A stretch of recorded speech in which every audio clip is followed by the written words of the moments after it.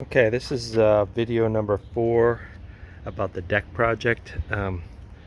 First of all, I want to say it's a little embarrassing that it took 4 videos, but anyway, with COVID and lots of other projects in between, this isn't the only project that's been happening here. So, and we kind of did the upper railings, got those done and painted, and then decided to take a break before taking on the stairway rails. You probably saw in my previous videos that these were all that kind of shoddy, pressure treated, kind of goofy looking rails and stuff. So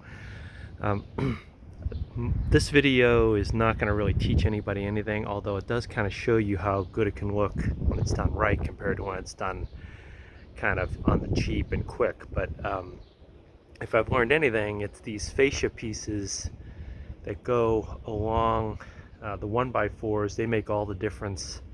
But if you're going to put those on, that necessitates putting on a 2x6 as the upper railing, and then you're faced with, okay, if that's just a plain 2x6, that doesn't look very good.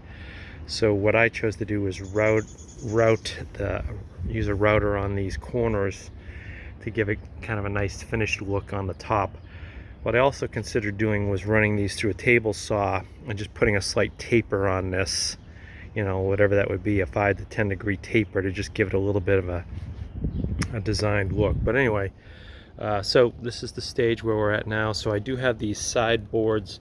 I don't know what you would call those. You might call them fascia boards or whatever you want to call them. And then the spindles get attached to those. That's a cedar 2x4 and then a 2x6 routered. And then what I decided to do on the bottom 2 posts, this is just a demo cap here, I have 2 of these already made in the garage, is instead of going with 6x6 rough sawn cedar like I did up on these top posts, what I decided to do with these, since they're kind of embedded into the concrete a little bit, I just capped these with some actually pretty nice high-tech material that's kind of got wood composite on the inside. It's got a really hard synthetic outer shell. Actually, these will probably outlast the 6x6s because they're just coated and protected. So, and then I'll cap that with a nice cap like that. So I learned about this material when I was covering up these sill boards here with the same material to give it that kind of real grain look to match the rough sawn cedar. So it's a good material, it's long life. So it's only going to be slightly, these are 5.5, and the upper ones are 6.5. I mean 6 inches, 6x6, true 6x6. So that's the update. We definitely need to restain the steps. We just did that a year ago, so that's kind of just from a year of traffic up and down on it. No, not rocket science here. It's about a 30-degree angle that I use on the saw to cut all these pieces to get them to fit. But it's really same procedure as up top, but you gotta hit the angles. What I usually do is cut the bottom piece at 30 degrees, and then I put this up against this sideboard here, and I trace this edge, and then I cut it a little long, and then keep cutting it down until it fits.